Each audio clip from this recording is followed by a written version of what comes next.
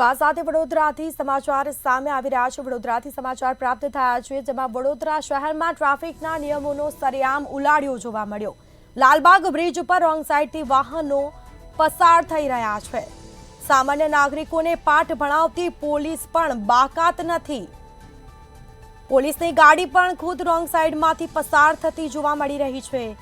Lalbaug bridge ઉપર અવારનવાર wrong સાઈડથી વાહનો પસાર થાય છે। જો કોઈ મોટી દુર્ઘટના સર્જાશે તો તેની માટે જવાબદાર કોણ? તો વડોદરા શહેરમાં ટ્રાફિકના નિયમોનો સરેઆમ ઉલાળ્યો જોવા મળી રહ્યો છે। નિયમોનું ઉલ્લંઘન થઈ રહ્યું છે। લાલબાગ બ્રિજ ઉપર રોંગ સાઈડથી વાહનો ત્યાંથી પસાર થઈ રહ્યા છે। સામાન્ય નાગરિકો પાઠ ભણાવતી પોલીસ પણ તેમાંથી બાકાત નથી, કારણ કે પોલીસની ગાડી પણ ખુદ રોંગ સાઈડમાંથી પસાર થતી જોવા મળી રહી છે।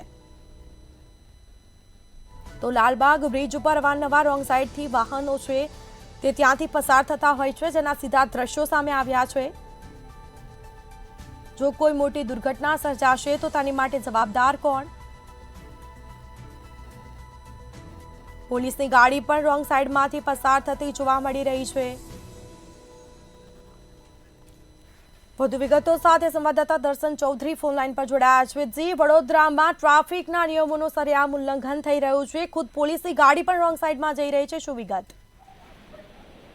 જી બિલકુલ જી, વાત કરવામાં આવે તો આ જે દ્રશ્યો સામે આવે છે તે શહેરના લાલબાગ બ્રિજના દ્રશ્યો છે કે જ્યાં અવારનવાર આ પ્રકારે રોંગ સાઈડમાંથી વાહનો પસાર થતા હોય છે। પરંતુ સૌથી મહત્વની વાત એ છે કે આજે જે વિડીયો સામે આવ્યો છે, આ વિડીયોમાં જોઈ શકાય છે કે પોલીસની જ એક વાહન જે છે તે રોંગ સાઈડથી પસાર થઈ રહી છે, ત્યારે પોલીસની કામગીરી પર પણ સવાલ ઉભા થઈ રહ્યા છે, કારણ કે અવારનવાર ટ્રાફિક નિયમોનું ભંગ કરવા બદલ સામાન્ય નાગરિકો જે હોય છે તેમને મોટો દંડ ફટકારવામાં આવતો હોય છે। તાજેતરમાં જ ટ્રાફિકના જે ડીસીપી છે તેમના દ્વારા એક નિવેદન આપવામાં આવ્યું હતું કે વર્ષ 2024ની અંદર 4 કરોડથી પણ વધુનો દંડ વડોદરાના જે નાગરિકો છે તેમને નિયમોનું ભંગ કર્યું હોય તે બદલ દંડ વસૂલ કરવામાં આવ્યો હતો। ત્યારે આ પોલીસની જે વાહન પસાર થઈ રહી છે, રોંગ સાઈડથી પસાર થઈ રહી છે, તેના પર કોઈ દંડ ફટકારવામાં આવે છે કેમ તે જોવાનું રહેશે। અને બીજી મહત્વની વાત એ પણ છે કે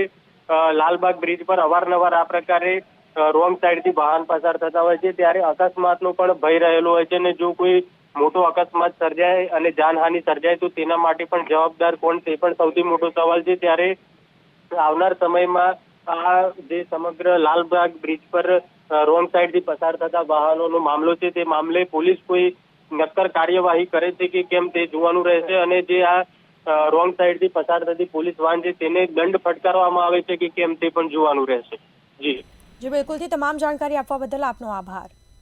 તો પોલીસની ગાડી પણ રોંગ સાઈડમાંથી પસાર થતી જોવા મળી રહી છે। લાલબાગ બ્રિજ ઉપર અવારનવાર રોંગ સાઈડથી પસાર થતા હોય છે વાહનો। લાલબાગ બ્રિજ ઉપર રોંગ સાઈડથી વાહનો પસાર થતા પણ નજરે પડે છે। સામાન્ય નાગરિકને પાઠ ભણાવતી પોલીસ પણ તેમાંથી બાકાત નથી। તો વડોદરા શહેરમાં ટ્રાફિકના નિયમોનું ઉલ્લંઘન થઈ રહ્યો છે। લાલબાગ બ્રિજ ઉપર રોંગ સાઈડથી વાહનો પસાર થતા નજરે પડ્યા।